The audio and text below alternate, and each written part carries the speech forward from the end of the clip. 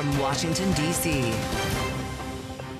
The entire country could be taken out in one night, and that night might be tomorrow night. We're giving them till tomorrow, 8 o'clock Eastern Time, and after that, they're going to have no bridges, they're going to have no power plants. Stone Ages, yeah. Tonight, on the clock, President Trump says Iran has a new deadline of 8 p.m. tomorrow night to make a deal, while downplaying questions about war crimes as he threatens to intentionally attack civilian infrastructure. The president also offering new details about the enemy weapon that brought down an American F-15 fighter jet and the mission to rescue the missing airmen from Iranian territory. Global markets are now trying to gauge whether this war is winding down or about to escalate dramatically. From Bloomberg's Washington, D.C. studios to our TV and radio audiences worldwide, welcome to Balance of Power. I'm Joe Matthew. Kaylee Lines has the night off. Tonight, all eyes are on the White House as we wait to see what the next 27 hours have in store. And we're going to check in with Bloomberg's Jeff Mason on the North Lawn of the White House in just a moment. First, Mark Esper, former defense secretary in the first Trump administration. Mr. Secretary, it's great to have you back on Bloomberg TV and radio, and we'd like for you to bring us inside the White House and inside, more importantly, the Pentagon right now. Having heard from the president, what's taking place on the other side of the Potomac River as generals and the top officials at the Pentagon try to make important decisions about what might take place a day from now? Right. Well, good afternoon, first of all, Joe. Look, I think they're still basking in the joy that we brought that second airman home. It was a very successful operation, very complicated, dangerous operation to do so. But nonetheless, both the airmen were rescued, and that's a good thing. And they had the celebration today, if you will, at the White House where the president discussed this. Now, of course, they have to be primed to possibly begin an onslaught of Iran at 8 p.m. tomorrow night. The president promised it would take out all their power and a good part of their infrastructure. The defense secretary already said that more attacks would happen today, and there'll be even more tomorrow. So I think they have to prepare themselves and set themselves up for a long night of strikes, if that comes to be, and probably some follow-on strikes over the remaining days. Mm-hmm. Well, considering Iran's inflexibility here when it comes to a potential ceasefire, not to mention the fact that prior negotiations led nowhere, do you believe tomorrow night's strike is a foregone conclusion? I think probably so. Both sides seem far apart with regard to the demands.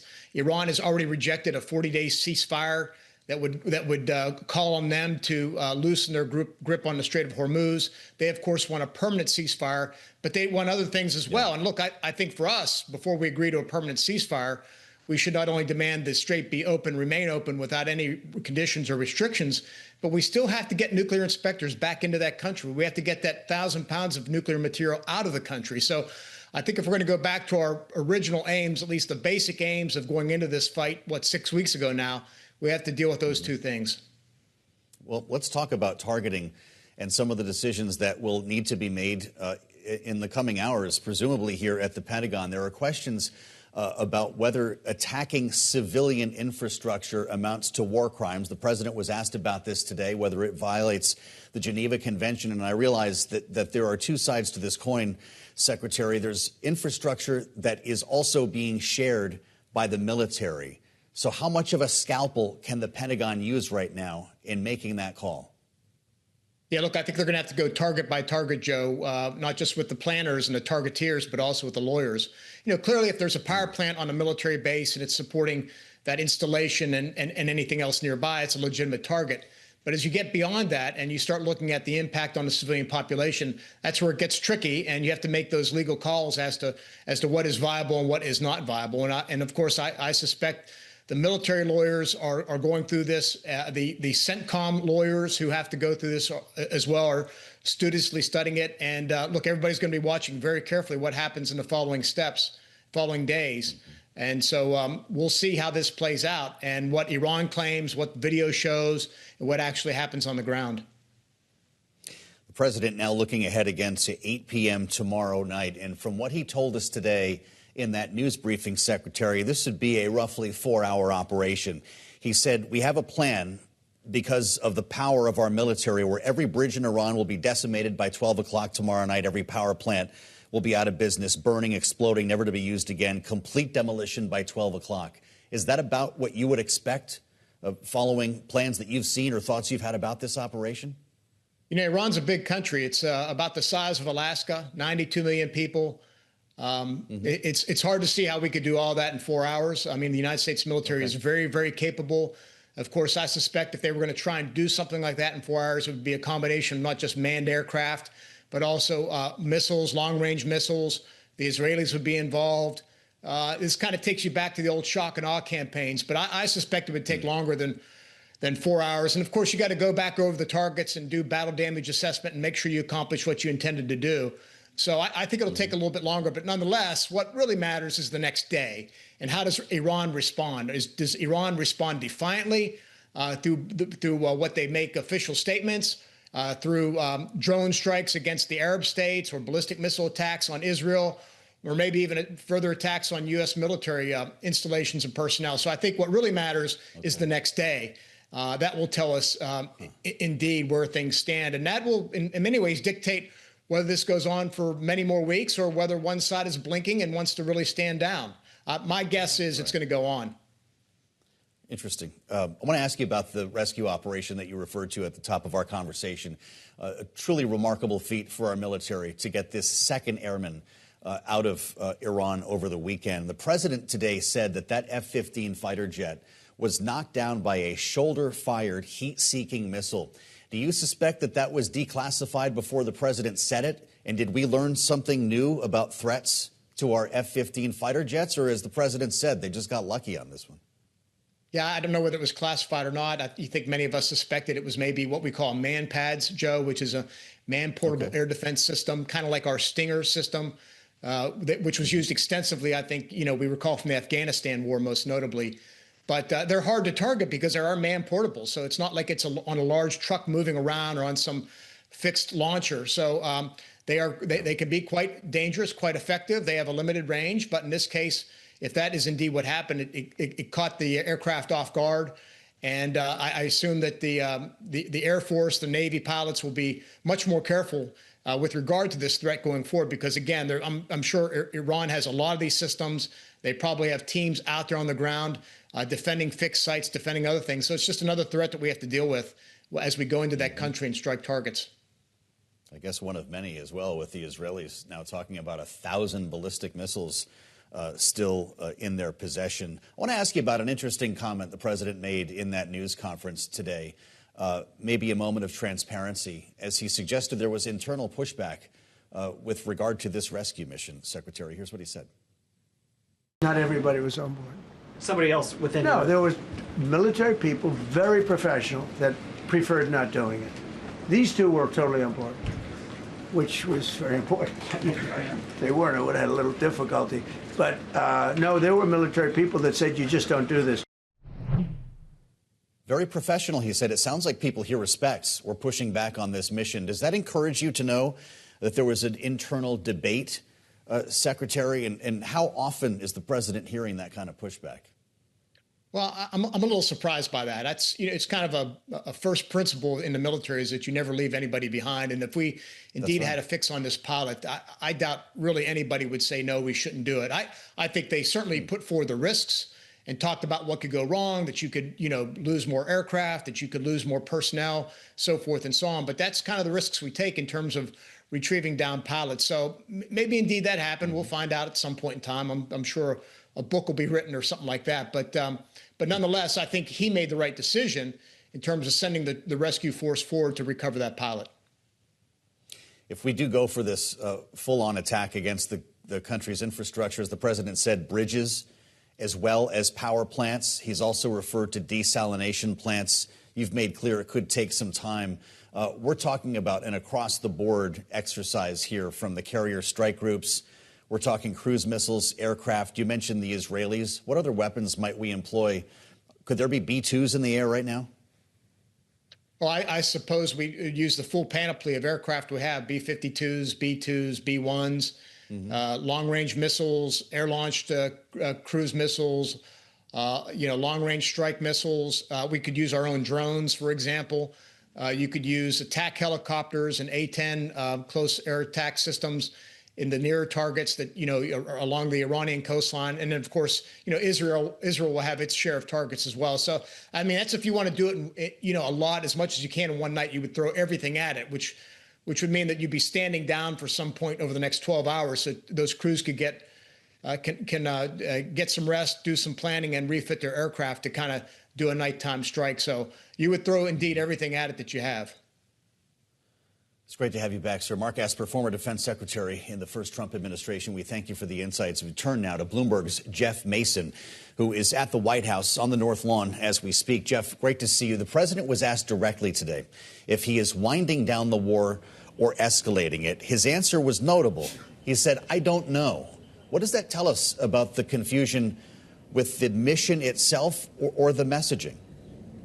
Well, that's a great question, Joe, and I thought that answer and that question were both really significant today. I think, number one, it underscores the mixed messaging that President Trump has employed throughout the last 5+ weeks about the war, everything from giving the time frame that he did last week of 2 to 3 weeks to in that same primetime address on Wednesday night in which he underscored that time frame, talking about escalatory measures. He talked about escalatory measures today as well with regard to the potential U.S. strikes against Iranian power facilities. So when he says, "I don't know," then I think that just also underscores the fact that it's hard for anyone else to know, including financial markets, as they're trying to parse this. I'm guessing it could be a late night at the White House, Jeff, and you know what those are like, those late, quiet nights when the president is working. He revealed some of the communication challenges, and he's referred to these before that they're having with these negotiations. What can you tell us about that? He did. I thought that was interesting, too. He said that it's been hard to communicate and that they are now essentially doing note-taking like you would in a high school or middle school class. Take a listen. The biggest problem we have in our negotiation is that they can't communicate. I said to Steve, "What are they saying?" "Sir, they can't communicate. They have no method of communication." So we're communicating like they used to communicate 2,000 years ago with children, bringing a note back and forth. So, you know what? That is interesting because we've been wanting more details about how exactly these talks are taking place or what's going on with them, if it's by phone. This would seem to suggest that it's not by phone, but he didn't give a whole lot more details. The other thing that does sort of raise questions about is, if it is so hard to communicate, how are they going to achieve that deal by 8 p.m. tomorrow night? Yeah, boy, isn't that right? I guess we'll be waiting by the phone here, Jeff.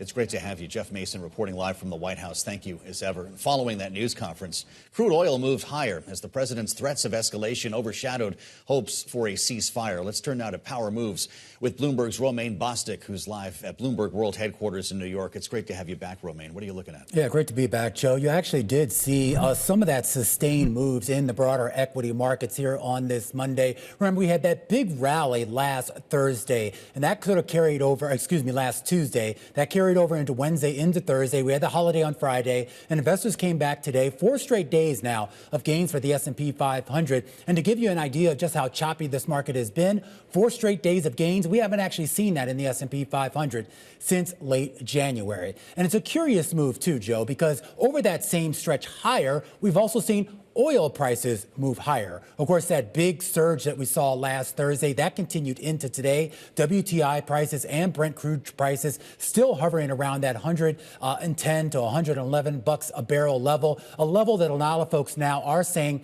could have a material impact, not only on economic activity, Joe, but also on corporate earnings. However, again, we talk about investor psychology, and investor psychology right now is saying that, at least for right now, those earnings might actually be intact. Take a look at the KBW Bank Index. That's rallied for 5 straight days, up 6% or so over that stretch. And that's largely because the first big batch of earnings that we're going to get starting on Monday are from the big financial companies, your Goldmans, your JP Morgans, and your Wells Fargos. And there's a lot of optimism there that despite all the geopolitical turmoil, Joe, that at least for the moment, at least for those past 3 months, that the earnings and, more importantly, the revenue growth that we've seen for a lot of those companies, that will continue to be intact. Wow.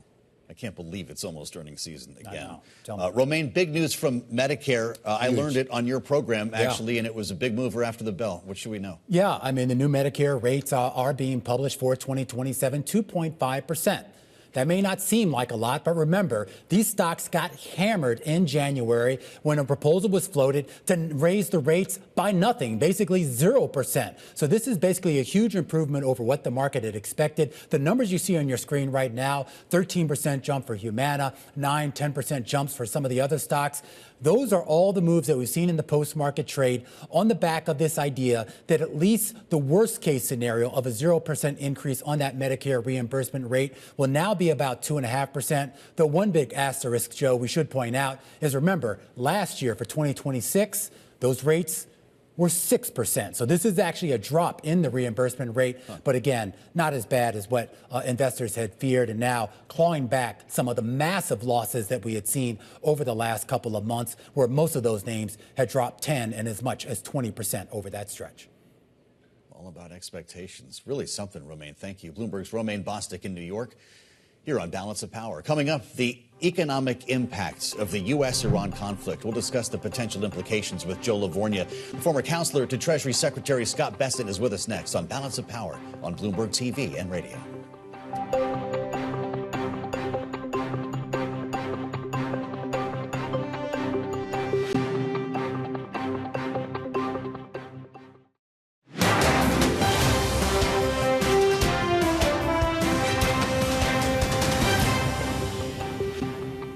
It's Balance of Power on Bloomberg TV and radio. I'm Joe Matthew in Washington, where we've got our eyes on the White House this evening and some very important decisions that'll need to be made in the next 27 hours will prove critical for the war with Iran. If they do reach an agreement, there are big questions here about what the downstream economic effects of this conflict might be, even if this all ends right now. And joining us with his perspective here in our Washington bureau is Joe Lavorgna, Chief Economist, SMBC Americas, former counselor to Treasury Secretary Scott Bessent, and, of course, an official in the first Trump administration. Joe, it's always great to have you as part of our conversation. We were just talking to Mark Esper about what might happen in the coming days. Let's say we get a ceasefire tomorrow. Let's say this is all done. I'm really kind of fascinated by this construct of what might have already happened in the global economy. We know that actual physical shortages of oil and gas are going to start hitting Asia in the next couple of weeks. Goldman Sachs out with a report today calling this potentially the biggest oil shock in history. Even if everything gets back to normal right now, what would be the downstream effects of this last 5 weeks? The hardest part is we started the year very economically solid. The fundamentals are excellent. Mm-hmm. You've got pro-growth supply-side tax cuts on labor and capital. This 100% expensing for factories is huge because it's temporary. It's going to create a tremendous building boom. You've got prudent business-friendly deregulation that the administration has put in place, in addition to what the Federal Reserve has done to create lending and credit in the economy. Those fundamental factors are very solid. They're still there. And that would point to growth that could be 3% plus in 26. But now all of a sudden we have this energy issue. Yep. Now, I disagree with our competitors. It's the worst energy crisis ever because prices in real terms were a lot higher during the couple of oil shocks we had in the 70s. Mm-hmm. The energy share, the energy intensity of the economy is much higher 50 years ago than it is now. But the potential for this to cause significant economic damage is there. Yeah. We don't know the tipping point, Joe. I don't believe we're there yet, and the financial markets sort of reflect that. You're seeing equity still very high. They're optimistic there'll be a ceasefire or some kind of positive resolution where prices do come down quite dramatically. Yes. So it's the speed and the duration of the oil price move from here that will matter. Interesting. So we're at 100 and change, 112. I think WTI is 109. If I look a little more carefully at where we actually settled here for Brent, that's one part of this. Gasoline at $4.11 is another on the consumer side. I don't know if you're speaking about the broad economy here. When it comes to people, and you've seen prices at this level before, how many weeks can you take here before you see demand destruction and actual spending habits change? The tax cuts from the no tax on tips and overtime is worth, let's say, around 120-ish, 150 billion, somewhere in that general vicinity. Okay. So those refunds are going to be paid right now for higher gas prices. That may offset some of it. The rule of thumb, Joe, I've used, it works, again, it's a broad rule of thumb, is for every $1 increase in oil prices, retail gas goes up about 2.5 cents. And for every 1 cent increase in retail gas prices, you get about $1 billion of more energy consumption.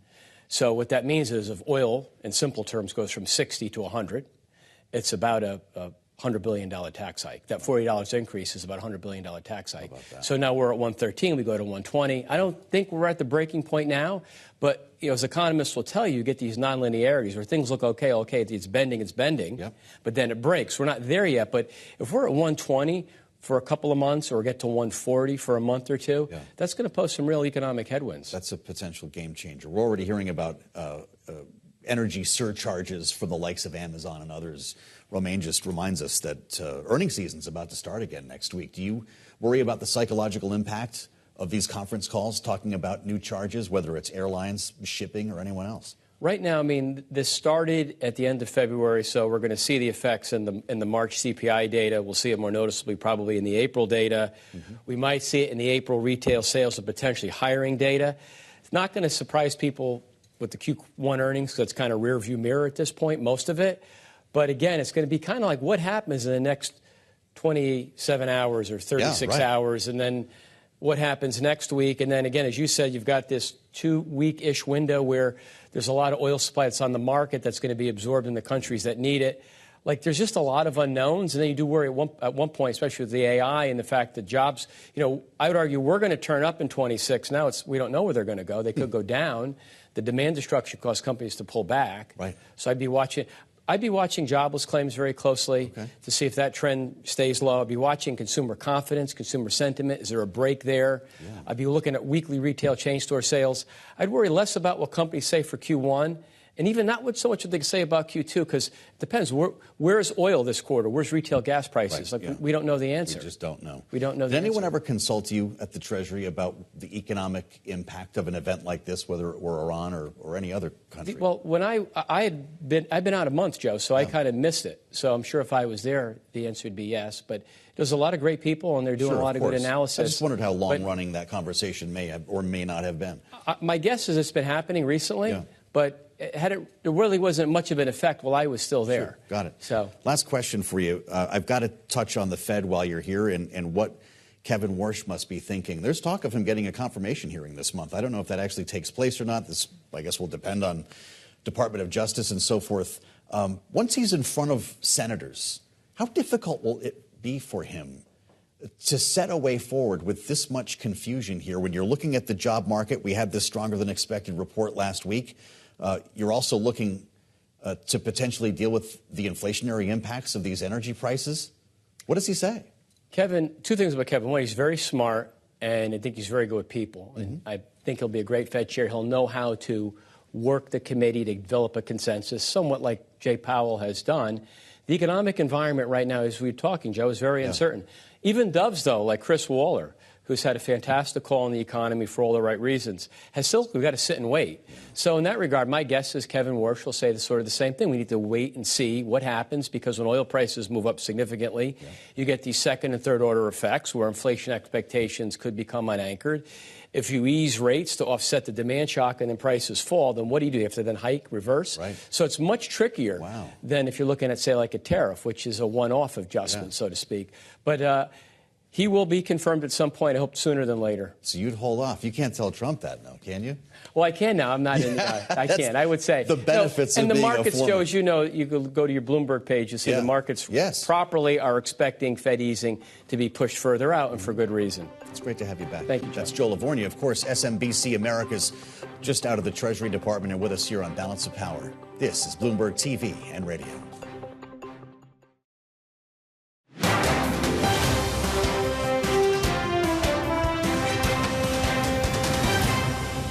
We have a plan, because of the power of our military, where every bridge in Iran will be decimated by 12 o'clock tomorrow night, where every power plant in Iran will be out of business, burning, exploding, and never to be used again. I mean, complete demolition by 12 o'clock. And it'll happen over a period of 4 hours if we wanted to. We don't want that to happen. It's Balance of Power on Bloomberg TV and radio. I'm Joe Matthew in Washington, where we heard from President Trump today in the briefing room there, reiterating threats against Iran if there is no deal by tomorrow night's deadline, 8 p.m. Eastern. Joining us now with their insight is Becca, who leads our defense coverage at Bloomberg Economics, alongside retired Army Colonel Wayne Sanders, senior defense research analyst at Bloomberg Intelligence. It's great to have you both with us here. Becca, what are your thoughts as we're about 27 hours away from what could be a major escalation in this war? When will we know? And what would be the impact of, as the president says, obliterating the entire country? Well, I think it depends on what the president decides to do. He said that there could be airstrikes against a number of targets, including civilian energy infrastructure. But there's also other potential paths that he could take. You know, sometimes we have seen him not go through with exactly what he's threatened, but instead doing more limited strikes or even doing something a little bit further afield. You know, Colonel Sanders and I have outlined a number of potential ground operations that could be in the offing. We don't assess that those are going to happen tomorrow, but they could be a continued threat that President Trump could keep in line after he does some limited airstrikes. The president's been talking about taking the oil, in his words, as well, Colonel. Is Kharg Island potentially part of this? If we're bombing power plants and potentially seizing oil, wouldn't that be required? I mean, we've seen him already once before, right? We hit 90 military targets a few weeks ago on Kharg Island to start actually hitting some of these areas. One of the key pieces was to soften the area, but there's still obviously quite a bit of area that's on there, 8,000 civilians. And so when we start looking at how much you're going to put on there, like Becca said, is whether or not it's a ground assault and trying to actually seize Kharg Island. But there's a lot of obvious risk that comes into play there, especially from air defense threats and others, to be able to actually seize it and hold that ground.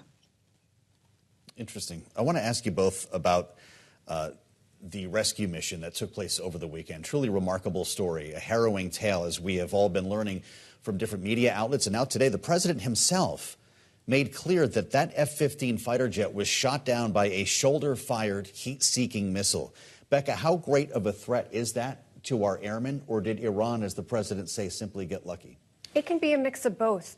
Right now, yes, there have been a number of strikes across Iran, but there are still threats that remain. Those are some of these shoulder-fired missiles. They are some of these smaller arms fire. They are also the missiles and drones that we've talked so much about, including some of the anti-ship cruise missiles that we haven't really seen come to play in the Strait of Hormuz yet. So there are a number of risks, and these remain, and they're going to be really hard to eradicate.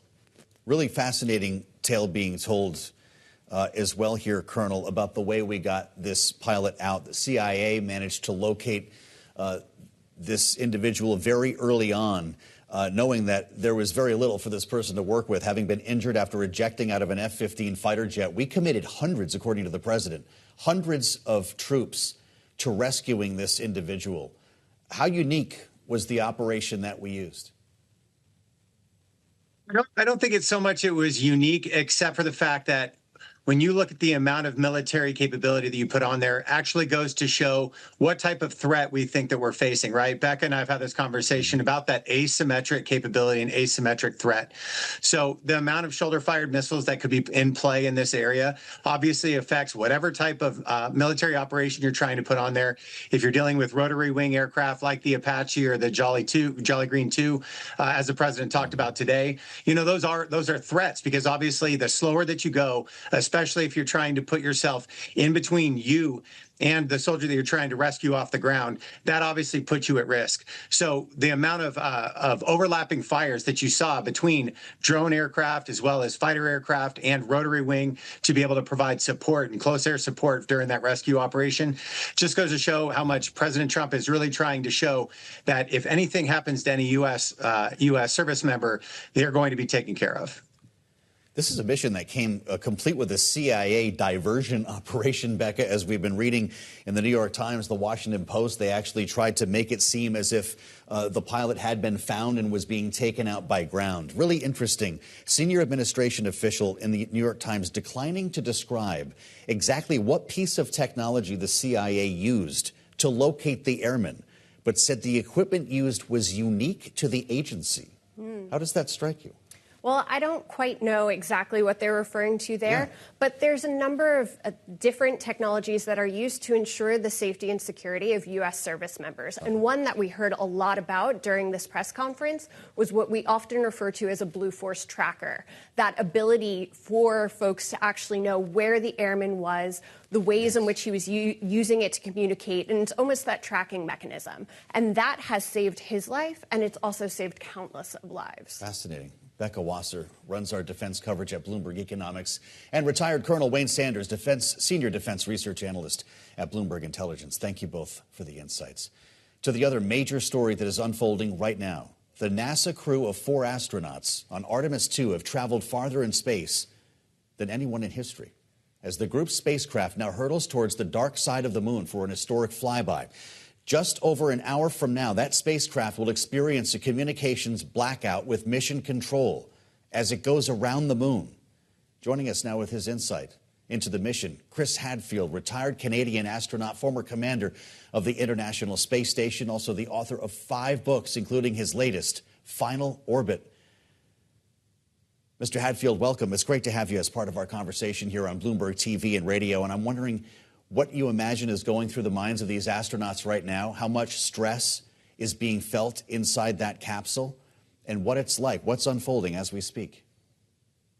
What's going on right now, Joe, is what this crew is living for. It's what they've been training for the last decade. They have managed to successfully fly a rocket that no one ever flew before, fly a spaceship that no one has ever flown before, successfully travel all the way from the Earth to the moon. And right now, they are skimming around the other side of the moon, about to disappear from us entirely on the other side of the moon. And they are photographing it and looking in tremendous detail through their longest lenses at it. And they've been training as geologists, so they're studying the surface. And this is the high data rate recording time. This is the real, the cake at the end of all of that thankless work. And then they'll start their long 250,000-mile fall back to Earth. But this is the amazing moment of their entire flight right now. Absolutely incredible. And we're seeing live pictures of that if you're with us on Bloomberg TV or on YouTube or on the Bloomberg Professional app. That shot of the approaching moon is quite remarkable and obviously speaks for itself, Commander. This is the Orion space capsule, and much has been said about the fact that it's been 50 years since we've been this close to the moon. And I'm wondering how different the technology is, how far we've come with Orion compared to the last time we did this with Apollo. Well, you know, just to be prosaic, one of the big advantages right now is we have digital photography. So these aren't film cameras and then, you know, have to wait till you get home and get it developed and hope the pictures turned out. They can take thousands and thousands of pictures that the film won't expose because of the radiation up there. So the detail of science they're bringing back, that's an unprecedented advance in technology. The ship itself, the way it navigates, the way we communicate with it, the monitoring systems on board. I mean, this is the first time we've flown it with people, and we got it all the way to the moon and back. And so it's a real testament to what's happened as we transition now from exploration 50 years ago to the very first flight of the settlement phase of the moon. It's really easy to ignore that, I think, in all the hubbub, especially with the news right now. But that's where we are in human history, starting to transition to settling somewhere beyond the space station. Excellent. And that's what this crew's the harbinger of. Let's talk about that settlement phase. What are we scouting on the dark side of the moon starting right now, Commander? Is this a potential launch pad for future missions for the way to Mars? Well, we've landed mostly near the equator in the Apollo missions. So the 12 NASA astronauts who walked on the moon during Apollo, they didn't land that far from the equator. But what we've discovered since then is that the north and the south pole of the moon have shadowed craters full of ice, water ice. Best guess, about 100 billion gallons of water frozen as ice in the craters. And if you're going to live somewhere, you want water. And also at the poles, the sun is always on the horizon. So you've got solar power.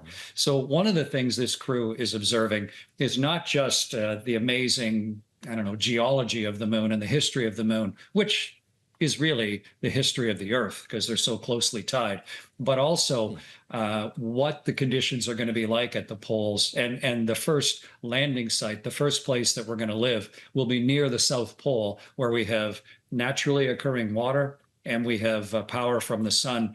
And as soon as we send enough robots there, hopefully within 2 or 3 years, we'll have astronauts walking there as well.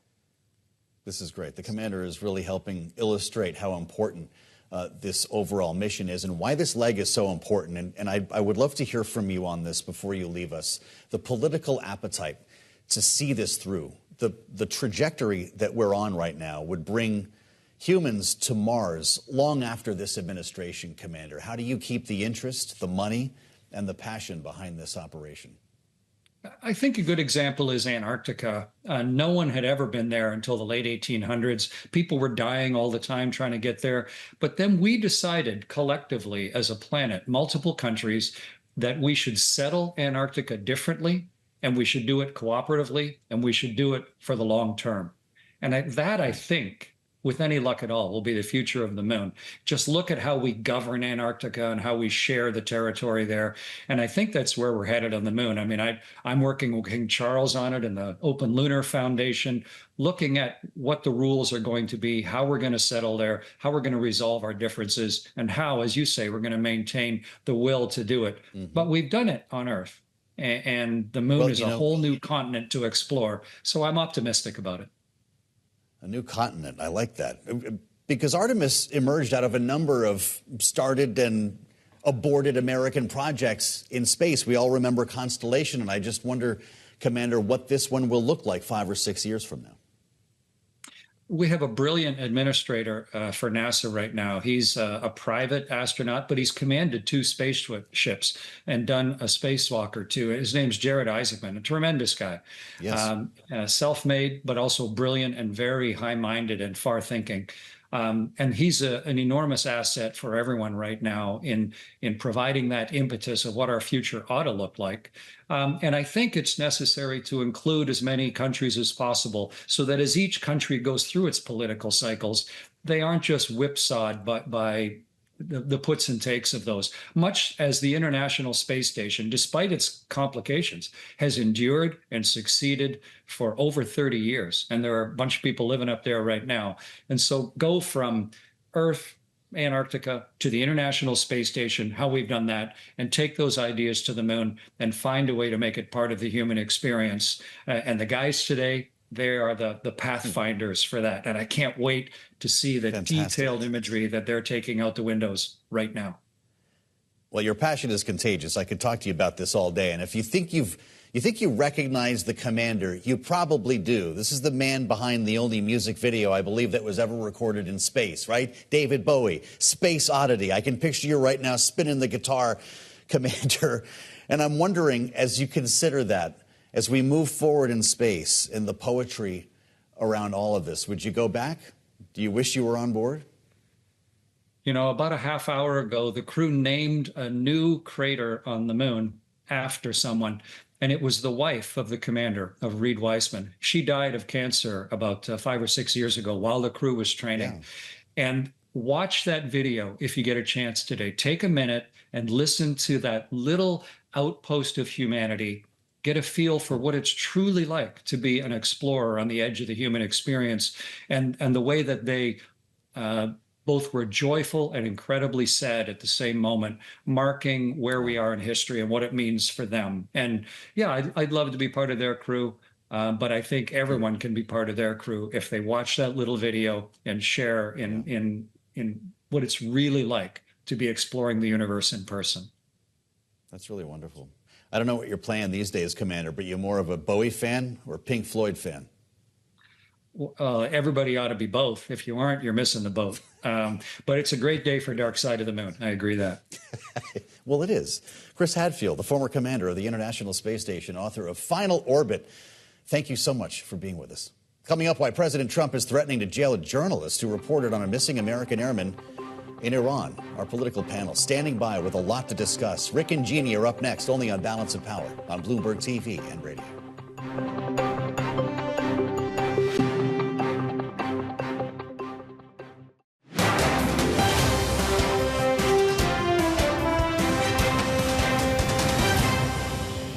want to cry, as the expression goes, uncle, but they will. And if they don't, they'll have no bridges, they'll have no power plants, they'll have no anything. I won't go further because there are other things that are worse than those two.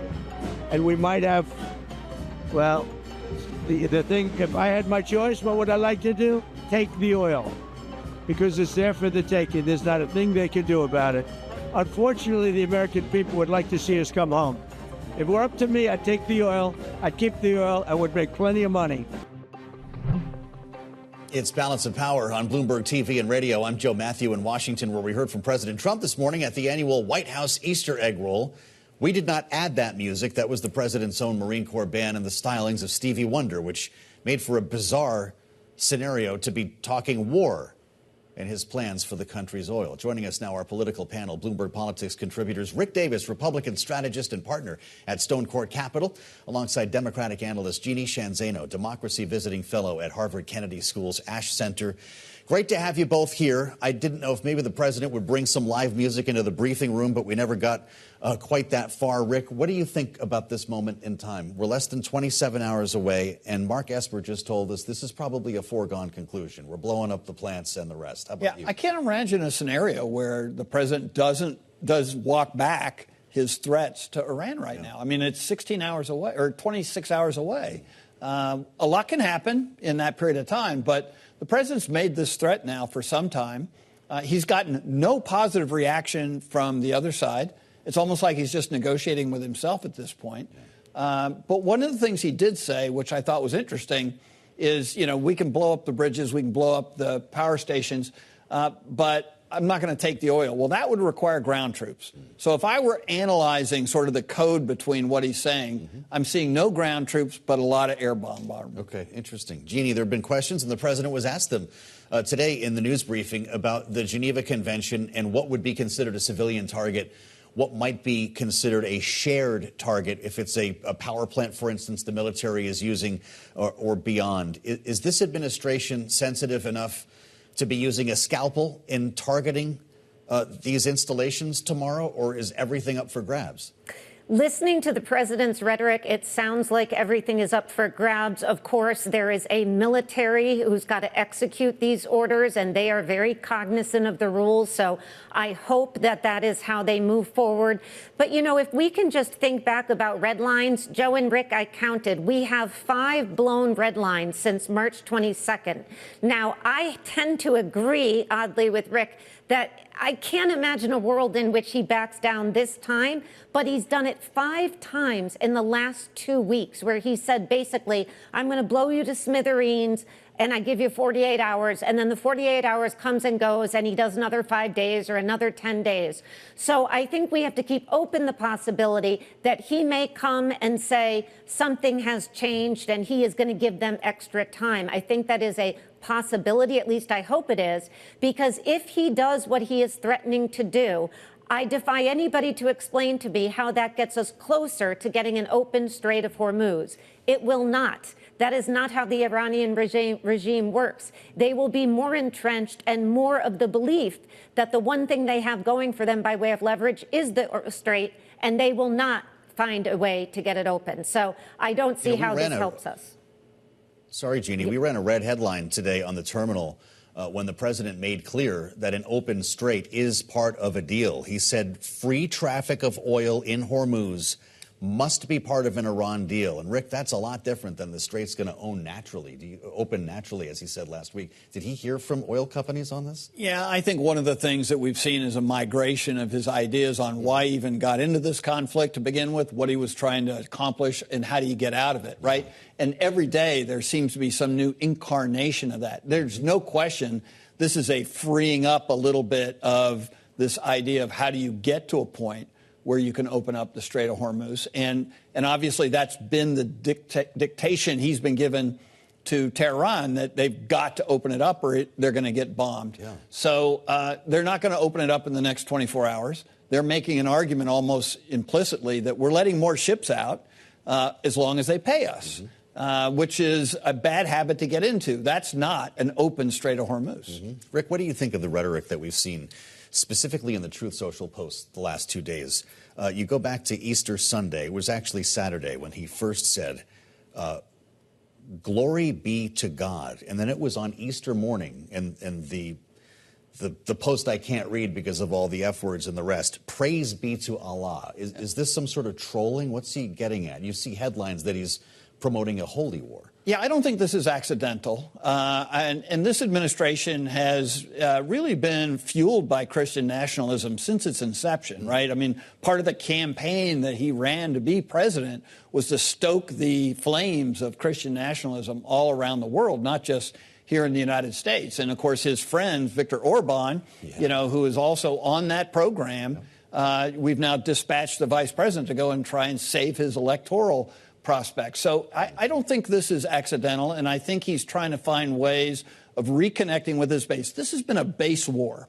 We thought they would reject it. They've embraced it, but they're the only ones who've embraced it. How about that? And so now he's trying to double down on his base, and the speeches and the wording is going right to them. Well, obviously the Republican reaction was not great here, Jeannie. We heard from Hakeem Jeffries, disgusting and unhinged. Something is really wrong with this guy.